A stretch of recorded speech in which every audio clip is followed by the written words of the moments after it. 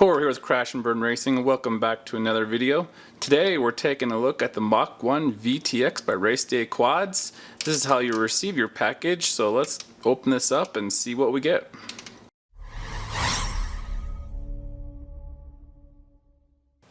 So inside we get our Mach 1 VTX already wrapped. Some nice silicone wire for your power and video. I really like this edition.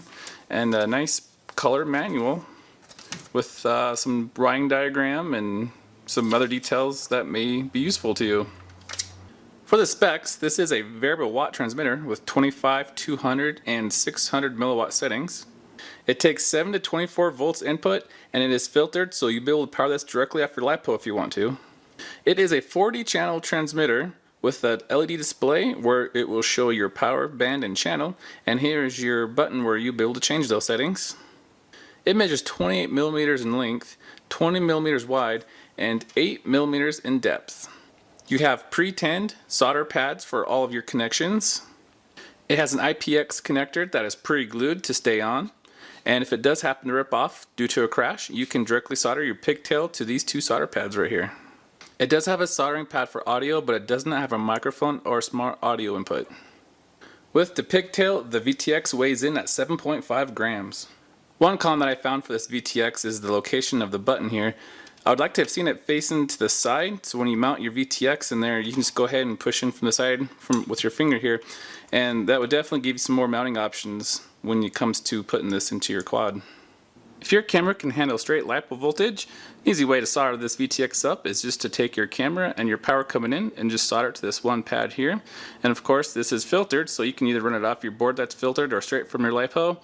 Put your two grounds here and just run your video out from your board if you're running OSD to this pad here. And if you're not running OSD, you just run your video camera wire straight to this pad right here. To get out of pit mode, we're going to hold down the button here, and then the O or the 0 will start to blink, and there we go. Now we can select our 25 milliwatt, our 200 milliwatt, and our 600 milliwatt. To change our band, we're going to hold down this button again, and you're going to hold it down just until it starts flashing. There we go. And of course you can just cycle through. Now to change our channel, we're just going to give it a one push here, and this is how you change your channels. In the event your pigtail does come off with the IPX connector, you can just take it all off, heat it up with soldering iron, comes off fine. The glue's kind of tough, but heat it up, get it all off, and you can direct solder it. That little wire right here is a little tricky, but you can definitely get it on. And temperature wise, I have a chart come up right here. It was actually one of the coolest transmitters I've ever ran. It just never seemed to really get that hot. And even on the bench, leaving it at 25 milliwatts, after 4 minutes, it was only at 50 degrees Celsius, which is pretty awesome for especially a small VTX in this form factor. Here's some flight footage I got while practicing at a race. There was 3 other pilots in the air, and we were all running at 200 milliwatts, and overall the picture was very well. Going down through the trees, there was actually quite a bit distant between me and the quad. And this is pretty challenging for any VTX really to penetrate through the trees. And I was sitting pretty low to the ground, so if you have a ground station that's a little bit further up, especially when you get down in elevation, it's definitely going to help you out.